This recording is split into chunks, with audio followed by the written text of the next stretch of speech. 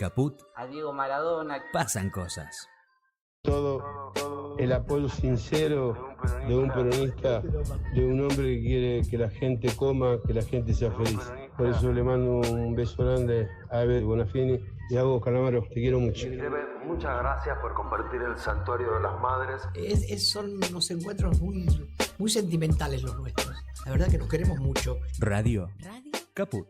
Diego es Diego. Y bueno, son esas personas que son indispensables, ¿viste?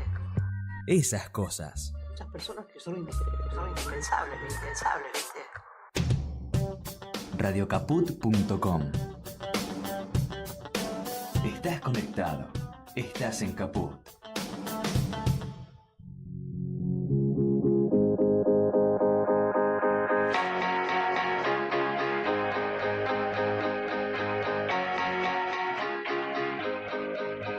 No sé qué cuento no vamos a comer hoy. Cada vez estoy más cerca del sol. Ya no sé dónde poner el amor. Si el mundo gira que me da hacer yo. Buenas tardes, noches, bienvenidos, bienvenidas a un nuevo jueves aquí en 3 en 1. Estoy junto con mis compañeras, con Diana Orlín y Camila García, y que les habla Charo Álvarez, con la operación técnica de Ayelén, que nos pusimos de acuerdo. Ella está con un suéter de Argentina y yo me clavé la camiseta porque la patria no se vende. Y por eso estamos aquí también haciendo patria un poco, desde acá, desde la comunicación. ¿Cómo están, chicas? Hola, buenas tardes. Bueno, qué día de mierda, ¿no? Un día lluvioso de mierda. Hace semanas tuvimos un paréntesis con el Mundial, pero todo desde el Mundial no se ve el sol, así es, desde el Mundial no se ve el sol. Algunos dirían desde que se murió el indio no se ve el sol. También. Bueno, venimos de estar acá 2-3 cuadras de la represión por la marcha de hoy, 6 de agosto, abrazando, digamos, a nuestra soberanía territorial, política y económica. Especialmente por el capítulo de la ley de tierras, pero no solo, porque el proyecto, como todo proyecto, digamos, de este gobierno es un proyecto omnibus, o sea, trata de varias cosas. Sí, trata de varias cosas, y entre ellas, en lugar del artículo 3, que es el que se sacó, convengamos que es el proyecto y el borrador de proyecto, o el proyecto número 18, con las modificaciones que fueron haciendo, desde que intentaron por primera vez a principio de año hasta ahora.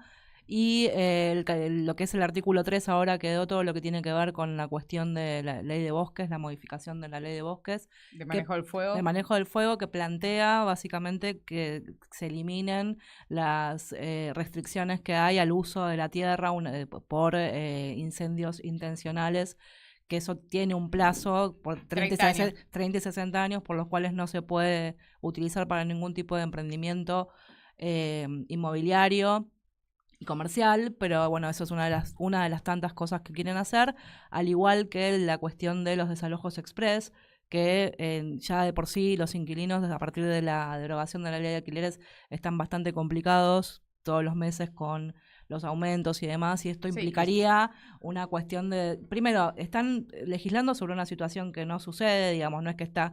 Y aparte la cuestión de las expropiaciones, ¿no? También.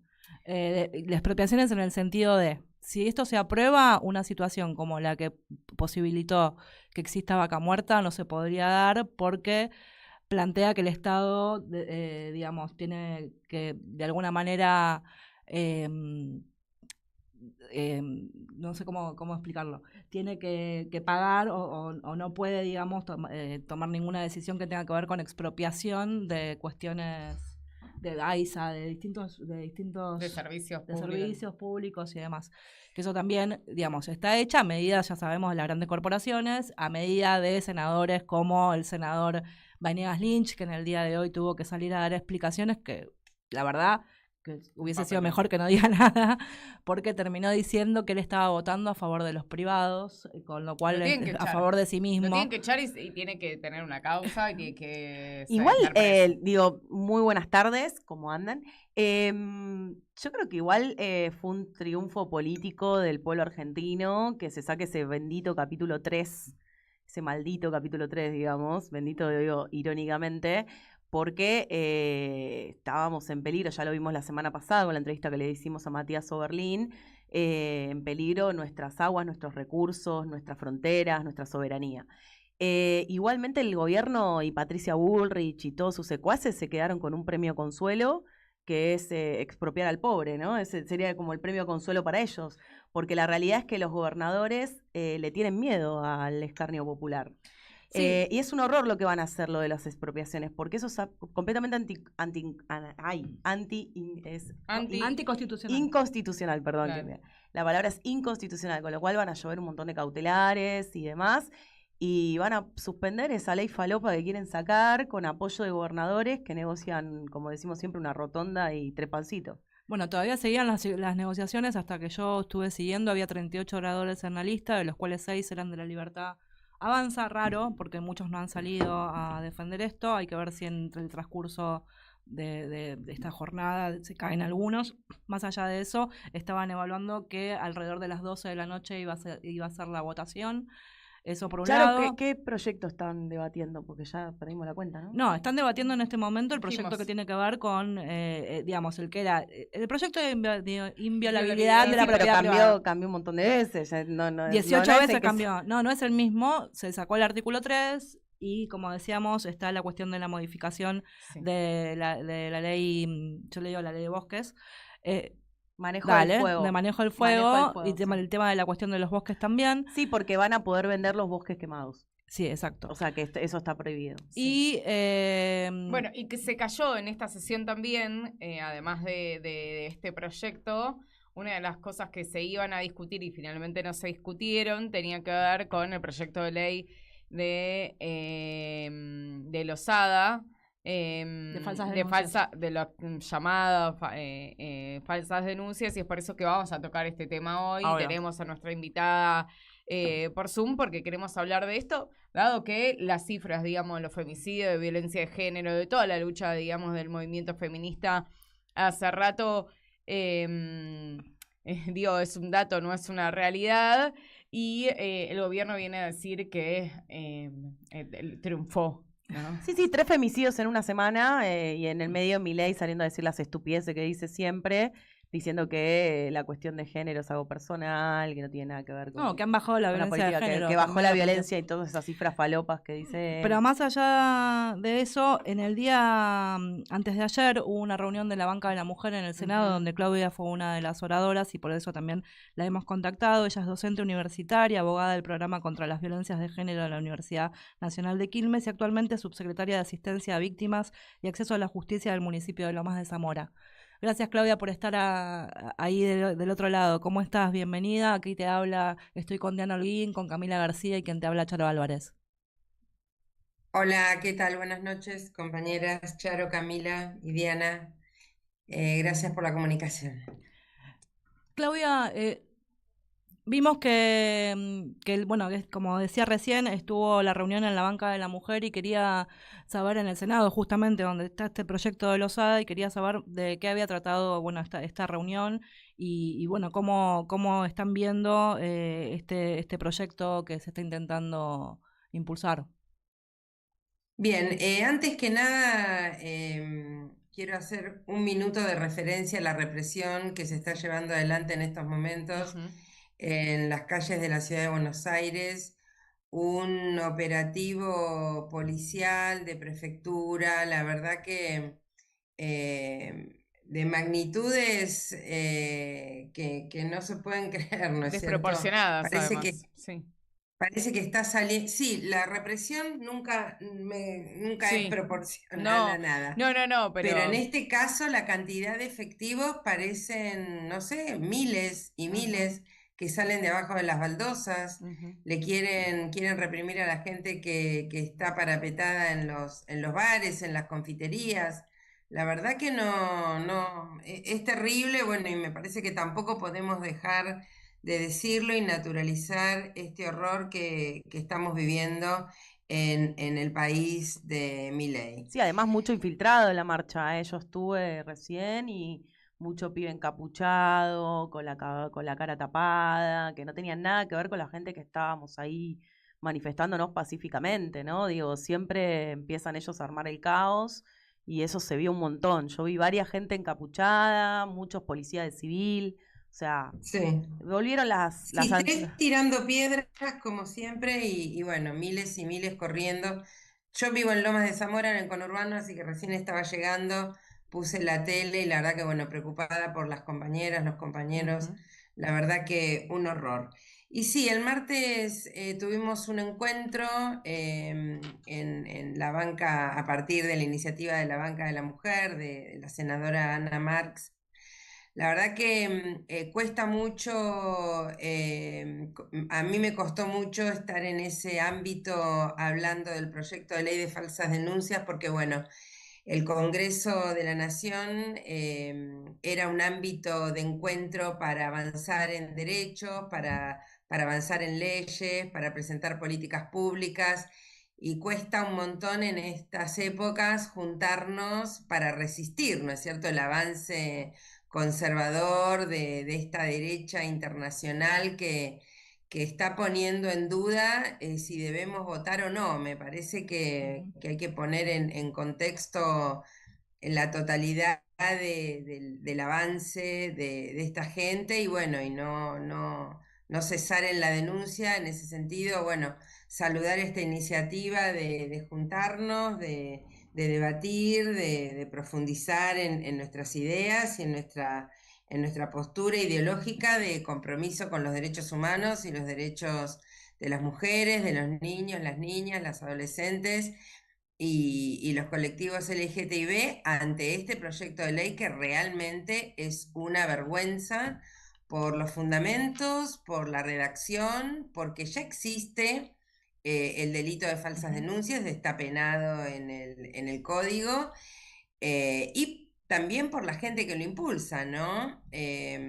Yo fui la abogada de la causa contra el ginecólogo abusador Diego Javier Clementi.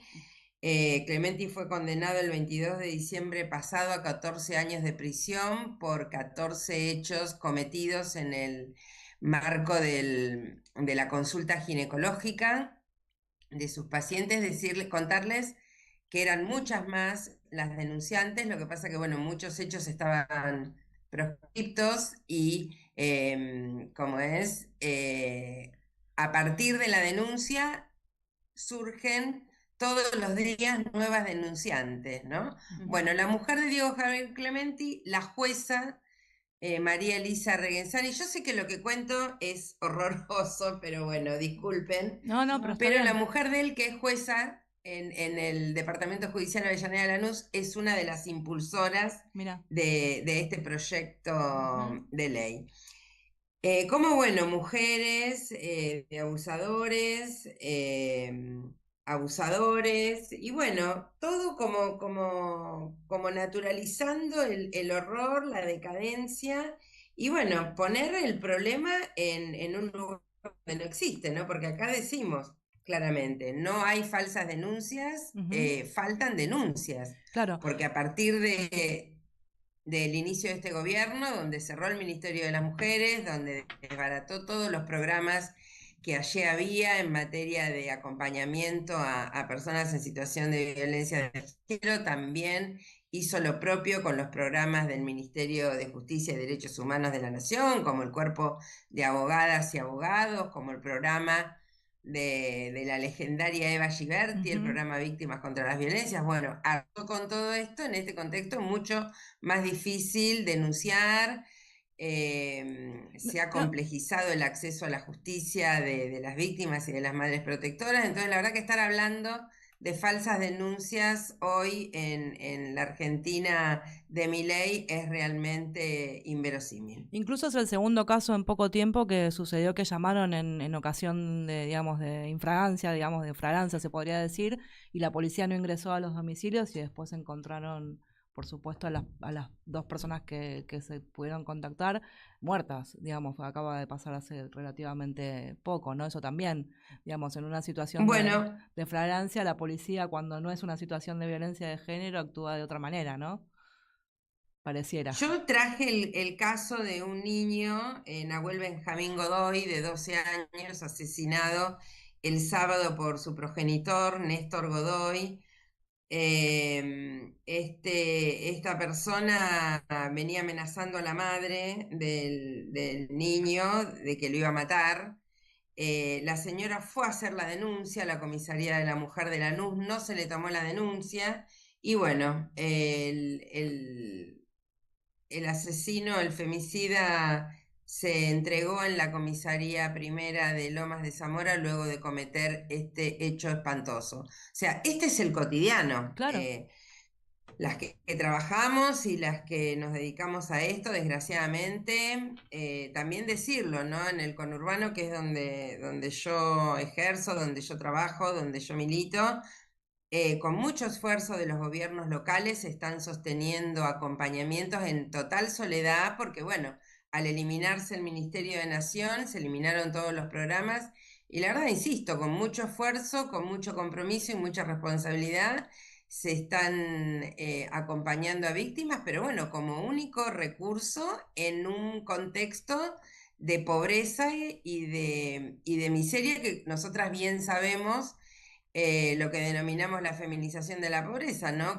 En todos los contextos de crisis, las primeras que la padecemos somos las mujeres, las jefas de hogar, que hoy la verdad se les hace muy complicado llevar adelante el cotidiano y más aún si están en situación de violencia, llegar a la instancia de la denuncia y de seguir adelante con un proceso penal realmente que es muy, muy duro y nosotras cerrábamos el otro día y déjenme decirles, como dice Cristina, todo tiene que ver con todo, también trayendo la situación de injusta detención y de proscripción de la líder indiscutida en nuestro país, ¿no? Si esto le pasa a Cristina, ¿qué podemos esperar nosotros? Esto lo escuchamos en lo cotidiano también, en las mujeres que muchas veces vienen a pedir ayuda y asistencia.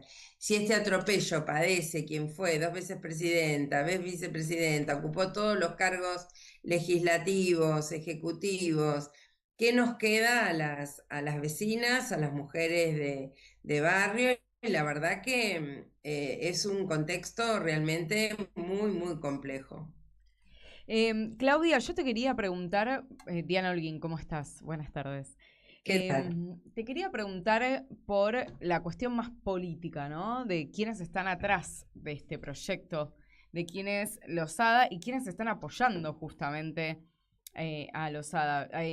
No sé si no pude chequear la información, pero me encontré con una noticia de Nilda Damer, no sé si vos la conocés, que dice que es docente y militante que fue procesada junto a su expareja y el hijo de ambos por presunto caso de trata de personas con fines de explotación sexual. Es decir, una de las personas que estaba apoyando abiertamente este proyecto, bueno, cae procesada por trata.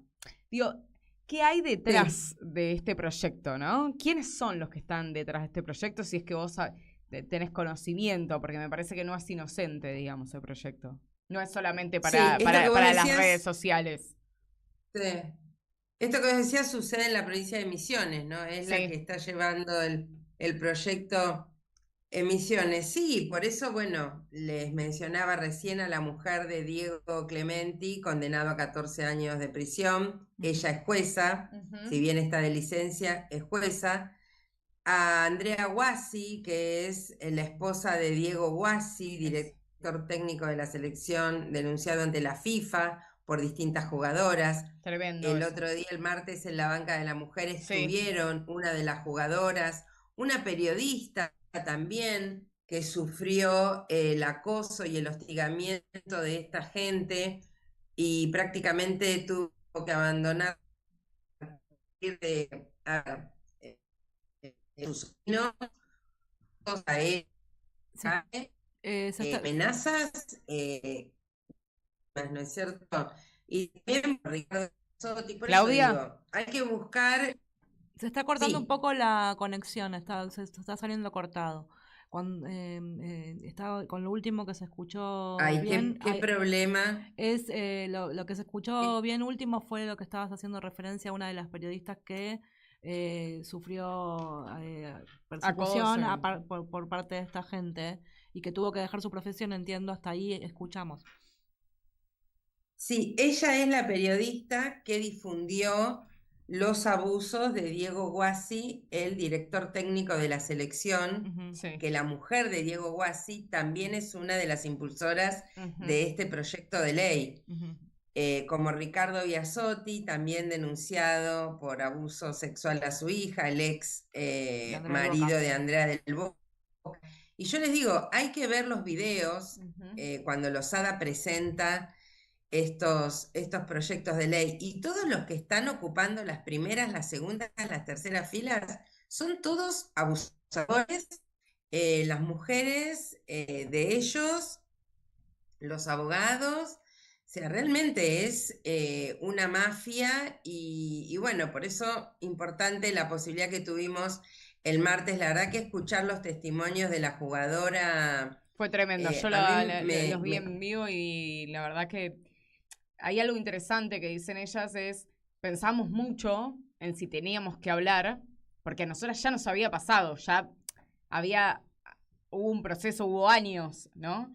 Pero lo que tuvimos que, lo que nos salió a hacer tiene que ver con las pibas, con las generaciones que estaban pasándola en ese momento. Es decir, che, nosotras no podemos quedarnos calladas, porque si no son filas y filas de pibas, niñas, no mayores de edad, porque son niñas y adolescentes que pasaban por ahí y lo tuvimos que pensar diciendo, ¿lo hacemos o no lo hacemos? Nos exponemos a todo esto, ¿no?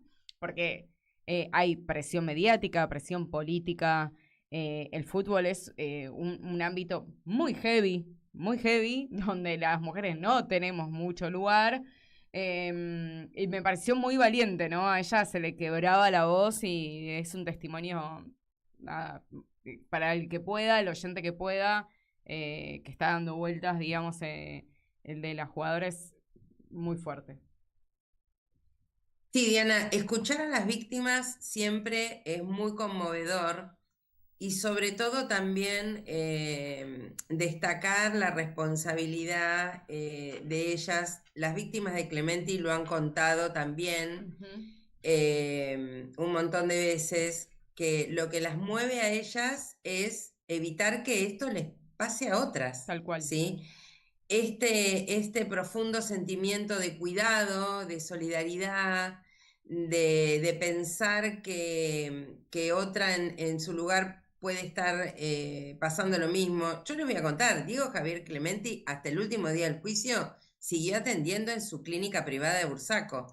Tuvo el descaro de venir al juicio con el ambo médico, tomándonos el pelo a todos. Y bueno, las víctimas maltratadas en todos los medios de comunicación, todos los medios de acá de la zona, diciendo que eran unas mentirosas.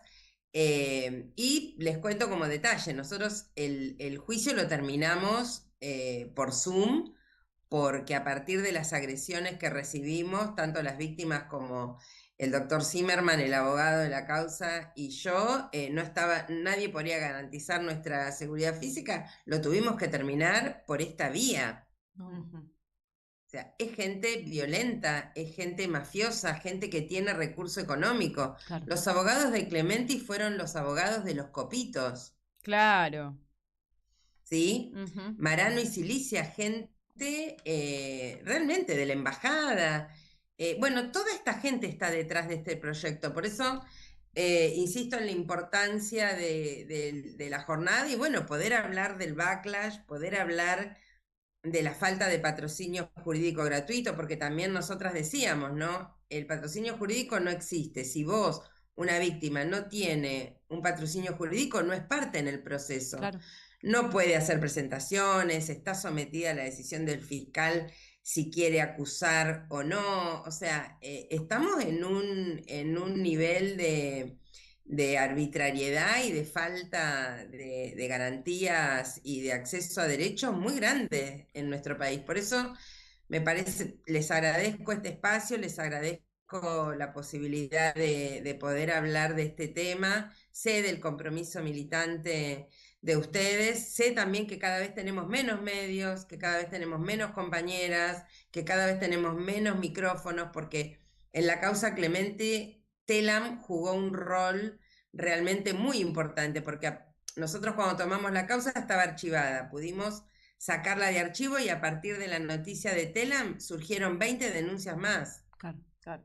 Entonces también el rol que juegan los medios al difundir y a dar micrófono a las víctimas y a las abogadas de las víctimas para poder contar lo que nos pasa. Es un momento muy, muy complejo, un retroceso muy grande. Bueno, por suerte, hoy sacamos 2 pequeñas victorias, se podría decir, pero con la ley de tierras, bueno, no sé cómo estará ahora el tema en el Senado, pero bueno, con la marcha atrás por ahora de este proyecto, pero bueno, acá no podemos descansar, tenemos que seguir impulsando, seguir activando, porque bueno, esta gente realmente no tiene límites. Igual, ¿no? Claudia, estamos en un momento de ausencia completa de empatía hacia la gente, ¿no? O sea, esta semana hubieron 3 femicidios al hilo, o sea, la semana pasada, la semana pasada y esta. Y la realidad es que los medios poco y nada hablan, son muy pocos los medios que están hablando de estas situaciones, de las pibas que van a conseguir trabajo y que terminan muertas y asesinadas por perpetradores, por asesinos. O sea, y Milei también saliendo a decir en los medios de que el género no sirve para nada y demás. Digo, ¿por qué siempre nos cuesta tanto legitimar políticas públicas que ya sean una política de Estado en estas temáticas? ¿Por qué crees vos? O sea, ¿es una cuestión de la sociedad que no acepta que las mujeres queramos estar vivas?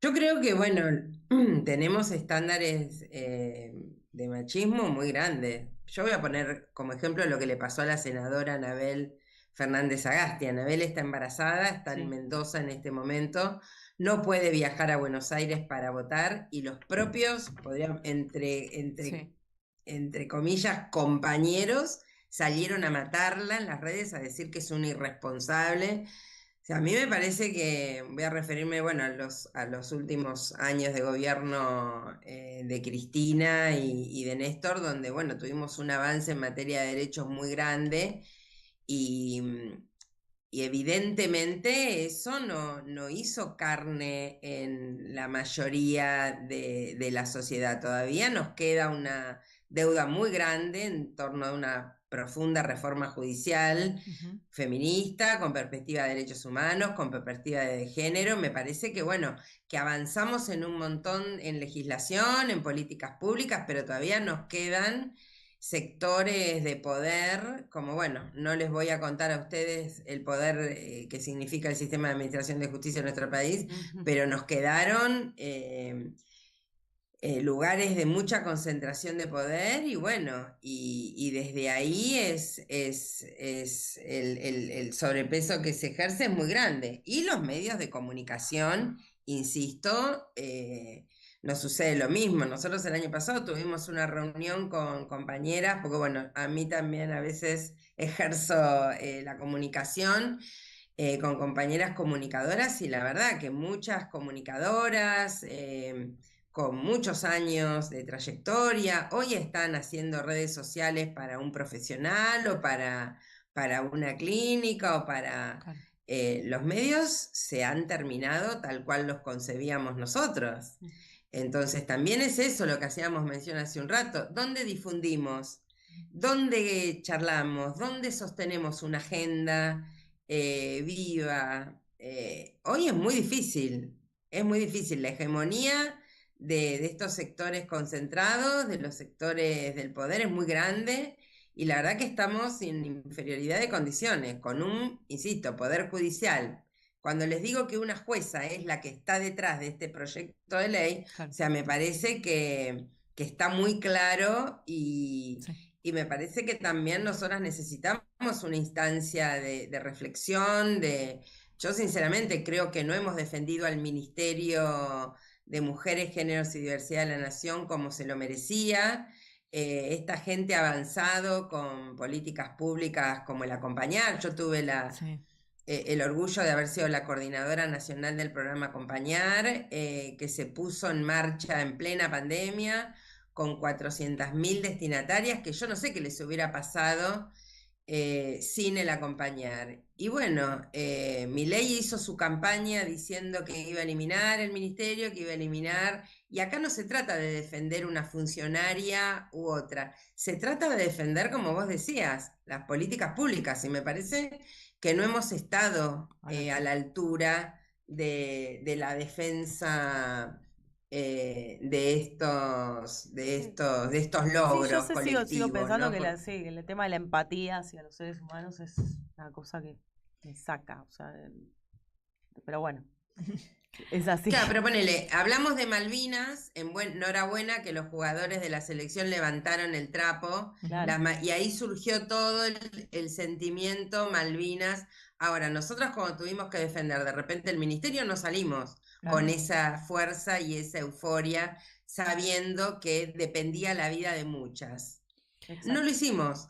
Y no lo hicimos defendiendo determinadas políticas públicas. Que yo, cuando fue el 2x1 también salimos todos a la calle, nos opusimos en ese momento al macrismo, y quizá también estaría bueno pensar qué nos pasó que no estuvimos en la calle bancando un logro, porque no fue un logro de un gobierno, fue un logro del movimiento de mujeres, de los feminismos populares. Nosotras durante años luchamos por tener un presupuesto, por tener un ministerio, por tener concentradas todas las políticas públicas en un espacio de gobierno, y bueno, cuando lo logramos, este tipo hizo campaña con la destrucción del ministerio, y yo no escuché demasiadas voces saliendo en su defensa. Por eso traía el caso de Anabel Fernández Sagasti. También a mí me hubiera gustado más solidaridad, y no solo de las mujeres,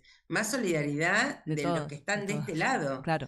Sí, claro. Y sin embargo salieron a cuestionarla y a decir, bueno, pero ella hubiera venido, a ver, está embarazada. Sí. Con una, Claudia, yo tomando lo que dicen, quizás me baso en un punto anterior. Para mí el punto de quiebre tuvo que ver con no haber salido cuando a Cristina le gatillaron 2 veces en la cabeza. Creo que eso permitió que pase todo lo demás.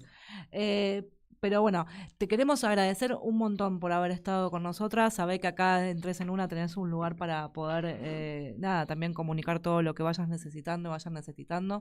Desde nuestro pequeño lugar tratamos de aportar en ese sentido, y queremos agradecerte infinitamente por haber estado con nosotras hoy acá.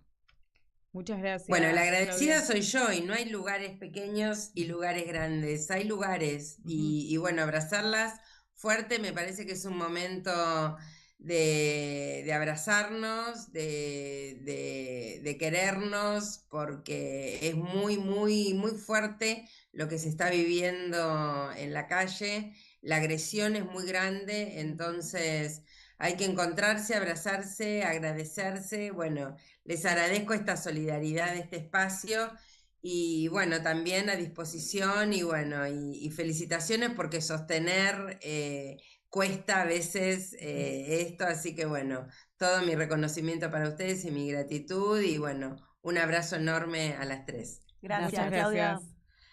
Buenas tardes. Bueno, acá hablábamos con Claudia Perugino, ella es docente, es abogada, es subsecretaria de Asistencia a la Víctima y Acceso a la Justicia en el municipio de Lomas de Zamora.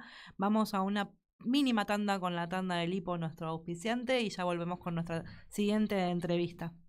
Lipo, los caramelos y chupetines que eligen hace 50 años los argentinos. Ahora podés coleccionar los productos Maradona. 8 latas coleccionables con todos los equipos donde estuvo Dios. Seguinos en redes @LipoArgentina y conocé cómo adquirir nuestros productos. ¿Querés arrancar la mañana bien informado? ¡Rompelo! InfoSiberia, las noticias en tu celular. Manda un mensaje de WhatsApp al 11 2867 9078 y recibilo gratis todas las mañanas. Vos sos la única que me hace feliz cuando nadie te dice la verdad. InfoSiberia, las noticias en tu celular. No seas como los demás. Manda un mensaje de WhatsApp y recibilo gratis todas las mañanas. ¡Ah, sí! Si quieres ver un paraíso, solo mira a tu alrededor y velo. Radio Caput. Desde el lugar de las utopías.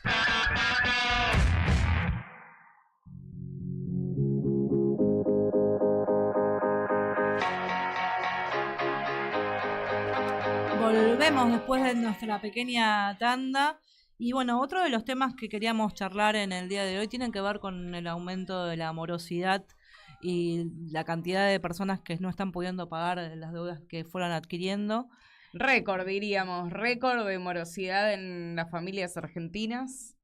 Casi 6 millones de personas. Sí, ¿no? subió, y aparte la subida que hay con respecto al año pasado es bastante preocupante, o sea, de 1.800.000 pasamos a 3.500.000 de personas, y esto, bueno, tiene que ver con varios factores, por eso decidimos comunicarnos con Violeta una especialista que es mujer y economista, así que siempre nos cuesta encontrar mujeres economistas, pero no porque no existan, sino porque en los medios las bloquean un poco. Claro, y por eso estamos en comunicación con Violeta Carrera Pereira, que ella es investigadora del Instituto Argentina Grande. Gracias por estar ahí, Violeta. Aquí estoy con Camila García, con Diana Holguín y yo soy Charo Álvarez. ¿Cómo estás?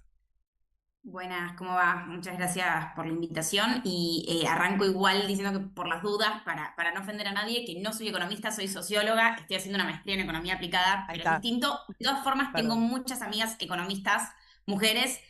Creo que incluso hoy hay, hace poco había circulado el dato, ¿no? Hay más mujeres estudiando economía que hombres hoy en día en las universidades del país. Sí, lo que pasa es que siempre tienen mucha menos voz. Violeta, Sí, digámosle exacto. a las compañeras, tomemos el poder. Exacto, te vamos a llamar cuando necesitemos una economista, pero no porque yo sé que existen y muchas Sí, claro. y muy buenas, pero no, o sea, siempre nos cuesta como darle voz porque no están en los medios ni en las redes solo promocionan lo que venden, entonces nos cuesta un montón. Así que buenísimo el dato porque te vamos a pedir que nos recomiendes compañeras, porque queremos que haya más mujeres femeninas, voces femeninas en estos temas que siempre fueron muy masculinizados. Bueno, Violeta, el instituto sacó varios informes en torno a deudores morosos y bueno, queríamos charlar un poco con vos sobre este tema. Es un tema muy preocupante en la Argentina que tiene algunas particularidades. Sí, efectivamente, por lo menos hasta mayo de este año hubo un crecimiento sostenido, 19 meses de crecimiento sostenido de la mora. En junio salieron ya el lunes los datos del Banco Central que se pueden usar microdatos que se pueden usar para adelantar los datos agregados que después presenta el Banco Central y muestran efectivamente por lo menos un freno del crecimiento. Resta ver qué pasa en los próximos meses, si es que se amesetó la tendencia porque encontró su tope o si efectivamente empieza a reducirse. Pero eso no es por política de Estado. O sea, ¿cómo? eso es porque la gente no se endeuda más porque no puede pagar, no es porque el Estado haya hecho algo. No, efectivamente, el Estado no hizo nada, a diferencia, por ejemplo, del Estado brasilero que sí tuvo este año, por ejemplo, un proyecto de desendeudamiento de las familias como política pública. El Estado argentino no hizo nada, entendió, escuchamos a Caputo, escuchamos a Milei decir que era un problema entre privados, ¿no? Exacto. De todas formas, sí hubieron bancos comerciales, incluso bancos comerciales públicos, se dice, rumor inchequeable, que el gobierno, aunque decía por afuera que era un problema entre privados, le pedía a los bancos comerciales que empezaran a dar ellos mismos líneas para reestructuración de las deudas de las familias. Efectivamente, algunos bancos lo hicieron. Lo que vemos en junio es que se redujeron varios deudores que eran morosos hasta mayo, dejan de serlo. Probablemente tiene que ver en parte con estos planes que lanzaron algunos bancos, por ejemplo el Banco de Córdoba, el Banco Provincia. Hubieron distintos bancos Si ahora en que Chubut lanzaron también planes de salió. Claro, eso en Chubut salió. Salió Nacho Torres también. Claro, pero salió una política. Total, esta semana salió Nacho Y acá Torres en Cava Chubut. también. Hay distintos bancos que lanzaron eso. Podría deberse a eso. Hay por lo menos más o menos 200.000 personas que eran morosas en mayo y que dejaron de ser morosas en junio, que es el dato de esta semana, ¿no?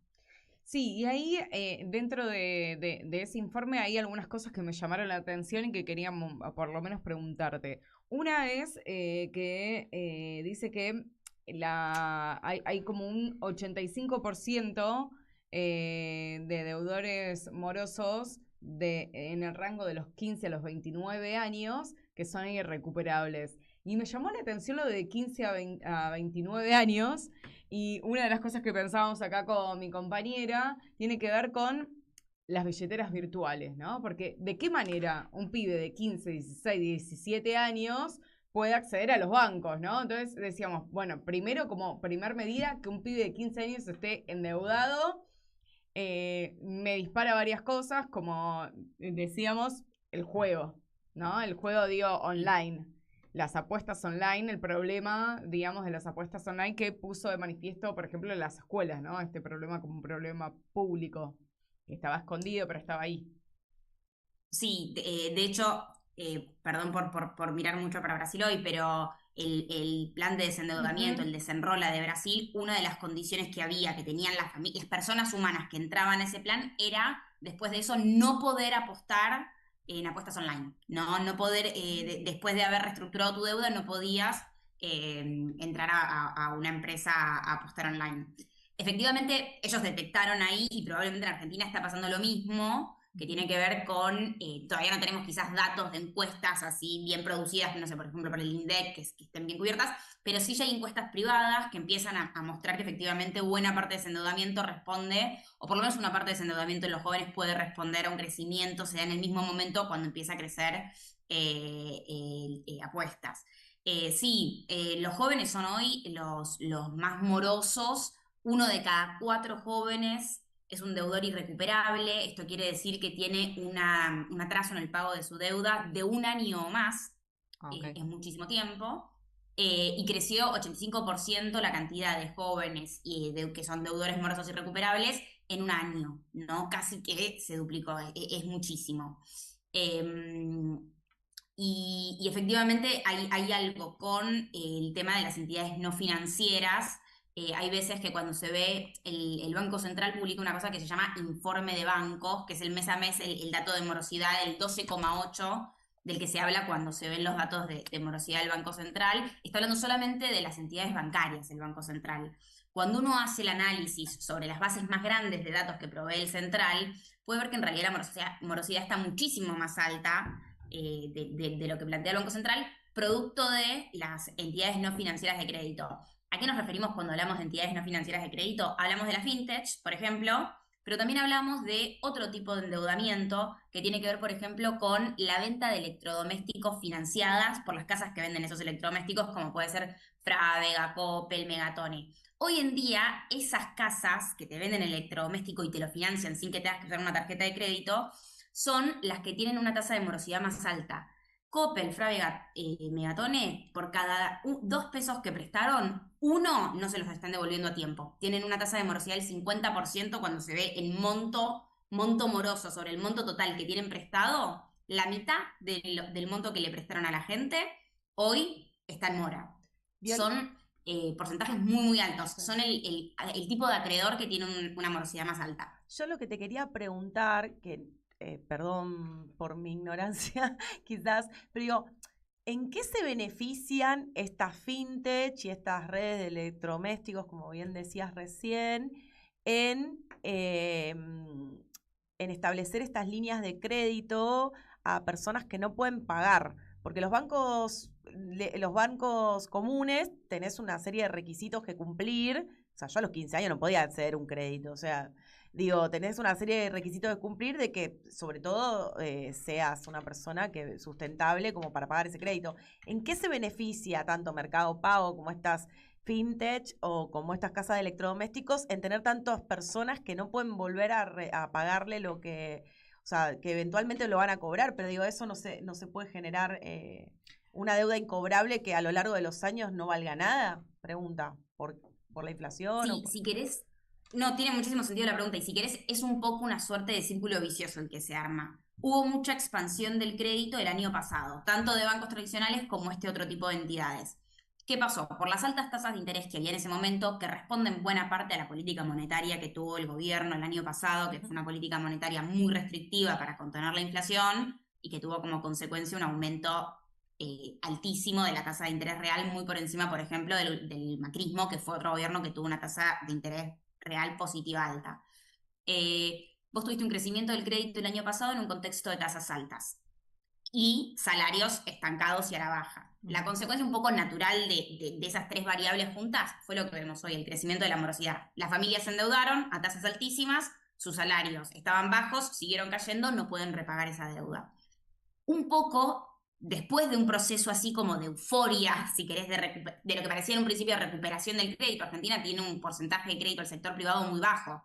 Entonces, este tipo de acreedores trabajan de dar crédito. Después de esa euforia donde parecía que había una recuperación, comillas, del crédito en la Argentina, te sube la tasa de morosidad, es muy difícil después que esos acreedores dejen de dar crédito. ¿Por qué? Porque si frenan ese proceso de darte el crédito o de buscar nuevos deudores, no tienen ingresos para poder seguir funcionando. Digo, por poner el ejemplo más claro, que son las casas de venta de electrodomésticos. Las casas de electrodomésticos hoy se encuentran con tasas de morosidad muy, muy altas. ¿Qué hacen? ¿Dejan de vender electrodomésticos financiados? Si dejan de vender electrodomésticos financiados, muy probablemente caen mucho las ventas, tienen que cerrar. Un poco, si querés, es de vuelta, como decía al principio, un círculo vicioso. Estás en la mitad de un círculo y lo que te queda es acelerar, seguir buscando te crece la morosidad, necesitas cubrir ingresos, en los balances de Mercado Pago, de las casas de venta de electrodomésticos, se empiezan a ver cómo el dinero que va a pérdida por mora crece. Digo, salís apretando el acelerador, si querés, ¿no? O sea, seguís dando más crédito para que haya más gente que te paga y y en el medio subiendo la tasa de interés. ¿Para qué? Para los que sí te van a repagar a tiempo, los nuevos deudores que te repagan a tiempo, te van a repagar poniéndole una tasa de interés que está contemplando todas esas personas que no te van a pagar. Ok, o sea, es una rueda que va retroalimentándose y se va creciendo como si fuese la crisis de la subprime, más o menos, que un día estalla.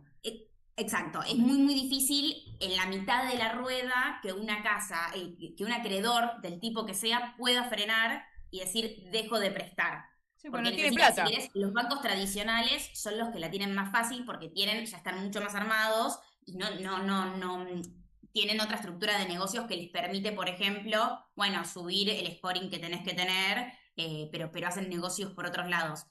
La casa de electrodoméstico, que me parece que es como el ejemplo más contrario, que más contrasta con los bancos tradicionales, es lo opuesto. Justamente no puede dejar de financiar porque deja de vender y cierra. Bueno, vimos Tahualá con los balances esos negativos, que es una fintech argentina, que era como modelo antes de que cambie el gobierno, y bueno, terminó en una situación, ahora está en una situación muy difícil.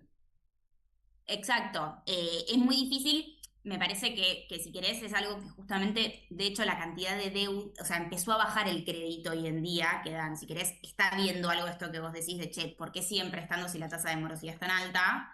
Bueno, o por qué le siguen prestando a los deudores que tienen un scoring más bajo, que lucen más riesgosos, deudores de 16, 17 años. Bueno, ¿por qué le siguen prestando a esos? Si querés, efectivamente hoy en Argentina empezó a ver el freno de esa rueda, la vuelta, que es bajaron la cantidad de personas que tienen deudas y bajó el crédito que hay del sector privado. Empieza a ver o empieza a notarse un freno del crédito, de esa euforia que trajo como consecuencia el aumento de la morosidad. Pero es un proceso lento porque no va a ser nunca ni un banco tradicional, ni una casa, ni una fintech puede dejar de un día para el otro ante un aumento de la morosidad de dar créditos, porque justamente tiene que rearmar su estructura de negocios para poder seguir teniendo ingresos por otros lados que no sea la gente que le paga el crédito.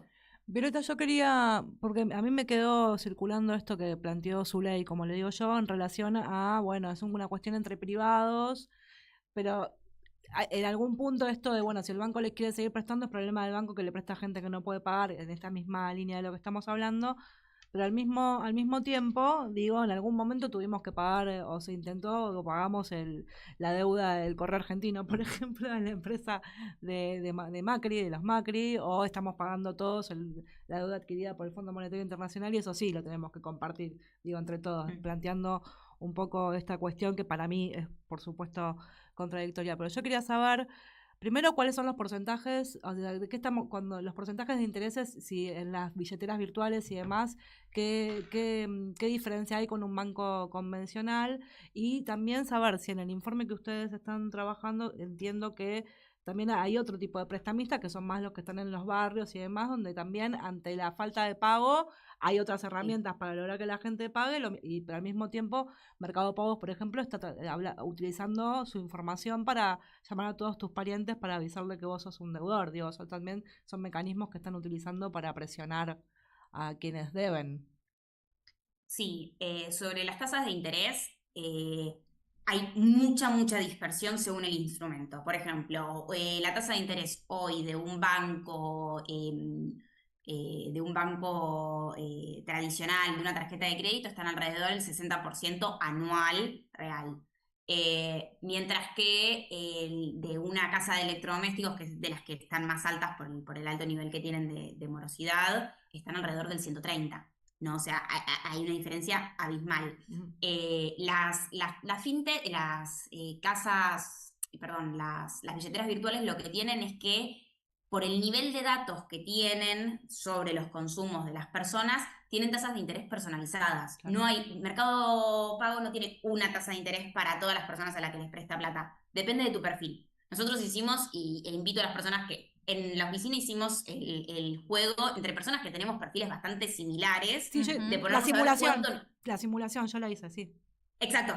Bueno, hacela al lado de otra persona la próxima vez y fíjate cuánto te dice a vos y cuánto también. Hacela al lado, hacésela a tu hijo la simulación que tiene 6 años y seguro le prestan $2 millones. Pero es interesante. Cuidado. Es interesante lo que decís, porque es algo que la gente desconoce. Digo, como información, ¿no? Hay algo, estaría bueno, ahí ya les tiro a ustedes como en esos cuadritos que suelen hacer más didácticos para la difusión, ¿no? Y para la pedagogía, ¿no? de ciudadana. De poner este dato me parece interesantísimo. La billetera virtual en realidad te da una tasa a vos particularísima y utiliza tus datos y sabe cuánto consumís, porque todo pasa por ahí. Al mismo tiempo, una pregunta que también estábamos pensando con Cami en la previa, era la falta de regulación, ¿no? La falta de normativa, sobre todo en la parte de billeteras virtuales, porque los bancos están muchísimo más regulados. Sí, totalmente. Sí, sin lugar a dudas. De hecho, algo que se sobreentiende de lo que venimos hablando, pero por las dudas, la tasa de morosidad, cuando comparás bancos contra entidades no financieras de crédito, hay una diferencia abismal. Las personas que tienen solamente, es decir, no tienen deuda con entidades no financieras y con bancos. Las personas que solo tienen con bancos tienen una tasa de morosidad de alrededor del 9%. Las personas que solo tienen con entidades no financieras tienen alrededor del 20% de morosidad. Claro. Digo, hay una diferencia muy grande. Después tenés personas que tienen con bancos y con entidades no financieras. Pero digo, para poner los dos extremos, gente que solo se endeudó con el banco y gente que solo se endeudó con otro tipo de acreedores. Probablemente personas que no pueden acceder al sistema bancario, ¿no? Bueno, buena parte, creció un montón la morosidad en el sistema bancario también, pero las personas que están más con situaciones más graves, más acuciantes, son las personas que tienen deuda solamente con entidades que no son financieras. Y volviendo a la otra pregunta, que era qué pasa con esta deuda que se da irregular y que queda por fuera de cualquier registro del Banco Central, porque es deuda que se da, por ejemplo, en los barrios, ¿no? Con prestamistas informales. Sí. Bueno, efectivamente, obviamente el Banco Central no tiene datos sobre esos, pero el dato más cercano al que podemos apelar es la pregunta que hace la encuesta permanente de hogares del INDEC en su cuestionario Hogar, que pregunta una vez cada 3 meses, ¿no? Se publican los datos de la encuesta permanente de hogares del INDEC, que es la encuesta más completa que tiene el país entre censos, y que nos permite saber el dato de pobreza, el dato de desempleo. Bueno, le preguntan los hogares en esa misma encuesta si en los últimos 3 meses, porque es una encuesta trimestral, en los últimos 3 meses ese hogar ha tenido que vivir de plata que le prestó un conocido, conocida o amigo o amiga. Digo, si querés, ahí tenés un termómetro de qué está pasando ahí. Hoy en día el 16% de los hogares argentinos vivió en los últimos 3 meses de plata que le prestó un conocido, conocida, amigo o amiga. Estamos hablando de hogares, no de personas, ¿no? Y ese indicador creció en un año, la cantidad de hogares que vivieron en estos 3 meses de plata que le prestaron conocidos o conocidas, creció un 20% en el último año. Digo, es efectivamente un indicador que está alto, porque el 16% de los hogares que vivan de plata prestada de conocidos o conocidas, no de entidades financieras, que también pregunta el INDEC, es muy alto y viene creciendo. Yo tengo una pregunta más, pero se nos acabó el programa. Violeta, te vamos a pedir que vengas. Así de una. Excelente la explicación, la entrevista, porque son temas que creo que tenemos que estar a tono, ¿no? O sea, saber para que no nos pasen por arriba. No, y hay una variable más que tiene que ver justamente, ¿por qué se endeuda la gente? Que es el otro tema que da para muchísimo más, por eso digo que quedó ahí pendiente, porque hay algo de eso en el informe que me parece muy interesante, que es para morfar, básicamente, son pequeñas cosas. Bueno, nada, da para muchísimo más, pero te agradecemos un montón que estés acá con nosotras. No, muchísimas gracias. Y la próxima te venís acá a la radio. Por supuesto, un gusto. Dale. Gracias, Violeta. Nos vemos. Chau, chau. Bueno, hablábamos con Violeta Carrera Pereira, ella es investigadora del Instituto Argentina Grande. Y bueno, nos quedaron, como decía Di, algunas preguntas más para hacerle, pero hubo un montón de datos que me parecen súper interesantes. Aparte ahora ya sabemos cómo vamos a seguir viendo la variación. Ahora ya tenemos que mirar. Así que nos están escuchando también, si se meten en la encuesta pero creo que las permanente de mujeres hogares, también tenemos la responsabilidad de saber estas cuestiones económicas financieras, porque a veces como que decimos, ay, no, esto no entiendo nada, no, viste, compro dólares, no invierto. Hay unas mujeres financieras. No, hay unas pibas que, ¿cómo se llaman? Hablemos de plata. Sí, bueno, yo creo que hay que empezar, llamarlas. Sí, hay que empezar a hacer eso. Bueno, y unas amigas economistas de Violeta, de paso. También. Bueno, y esto, la verdad que queríamos abordar estos 2 temas. Esperemos que... Son mucho más los temas. Muchos más, esperemos, ojalá que la fuerza de la gente en la calle en el día de hoy, que a pesar de la lluvia estuvo, ¿no es? A pesar de la lluvia estuvo ahí poniendo el cuerpo. Yo quiero decir una cosa, solo uno que escuché, que dijo, a mí no me importa que estar acá, los sindicatos yo no espero a más nadie, lo único que falta, voy a decir algo que, nada, después me pones el pip, cualquier cosa, el tipo dijo, la próxima vamos a tener que venir en culo para que nos culen si no ponemos lo del cuerpo acá para defender lo que tenemos que defender. Sí, escuché mucha gente que fue sin ningún tipo de bandera partidaria y demás, y eso me parece que puede ser un punto de inflexión. Es que para mí porque es una unión que es un tema que unió un montón de cosas y todos hicieron referencia a la bandera de la Argentina, digo, un montón de cuestiones que me parece que está bueno empezar a ver como un punto de inflexión. Espero, quizás es una cuestión Aguante de Licha esperanza. Martínez que volvió que volvió a defender en Instagram. Te amamos, Licha. Si nos estás escuchando, te amamos con todo nuestro corazón. Sí, mucho. Bueno, chicas, nos vemos el jueves que viene. Gracias por escucharnos, gracias por estar. Y bueno, ojalá que la semana que viene nos relaje un poquito. Nunca hay un programa relajado. Nos vamos con Trueno. Gracias, Aye. Nos vamos con el tema de Trueno y los esperamos el jueves próximo. Si preguntan quién soy, qué llevo, a dónde voy, de Tierra Santa. Soy de donde nací, donde voy a morir, mi Tierra Santa.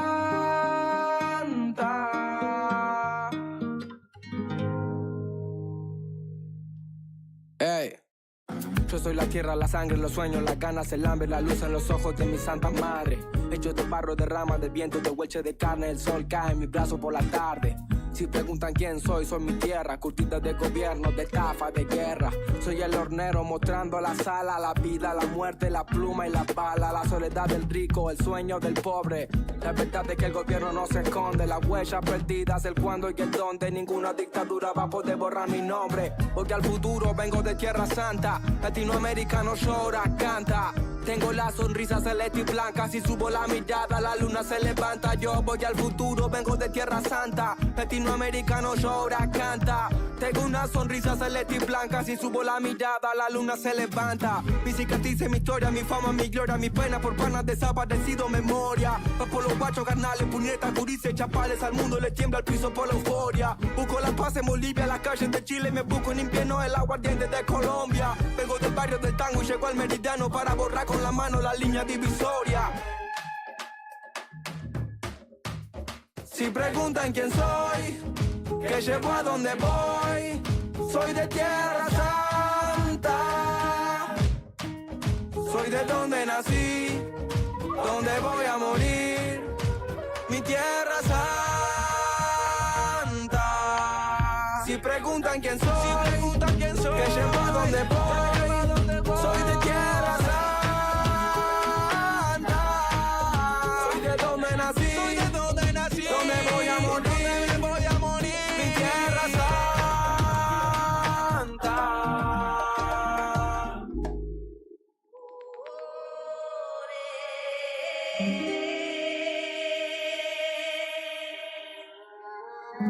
Si preguntan quién soy de tierra. Yo vine al mundo a defender mi tierra, soy el Salvador Pacífico en la guerra, me voy a morir luchando. Estoy firme como un venezolano, soy Atacama, Guaraní, Cochabamba, Tucano. Si quieren tirarme el país, lo levantamos. Los indios construimos los imperios con las manos. Voy al futuro, vengo con mis hermanos, de diferentes padres pero no nos separamos. Soy el fuego del Caribe y un guerrero peruano. Le doy gracias a Brasil por el aire que respiramos.